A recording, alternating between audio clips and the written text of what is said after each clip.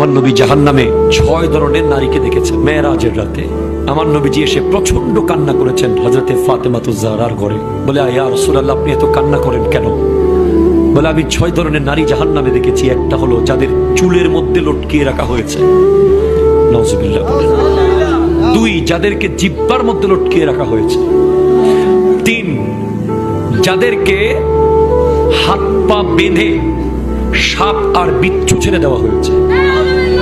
4, যাদের মাথা হয়ে গেছে কুকুরের মতো, গা হয়ে গেছে গাধার মতো। 5, যাদেরকে নিজের বুকের দুধ তথা স্তনের মধ্যে লটকিয়ে রাখা হয়েছে। 6, যাদের মুখ দিয়ে আর শরীরের বিভিন্ন অঙ্গ দিয়ে আগুন বের হচ্ছে। জিজ্ঞেস করা হলো এরা কেমনে কেমনে শাস্তিগুলো কেন পাচ্ছে? যাদের মাথার চুলে লটকিয়ে রাখা হয়েছে তারা হলো ওই নারী যারা পর পুরুষকে চুল দেখায়।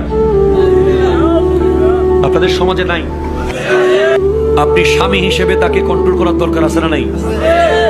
যে সমস্ত নারীর চুল কোনো বেগানা পুরুষ দেখবে, ওদেরকে কিয়ামতের মাঠে জাহান্নামে চুলের মধ্যে লটকিয়ে রাখা হবে। 2, যে সমস্ত নারী স্বামীর সাথে তর্ক করে কথায় কথায়, বাক বিতান্ডে জড়িয়ে যায়, কথায় কথায় জবাব দেয়, স্বামীর মনে আঘাত দেয়, তাদের জিহ্বার মধ্যে লটকিয়ে রাখা হবে।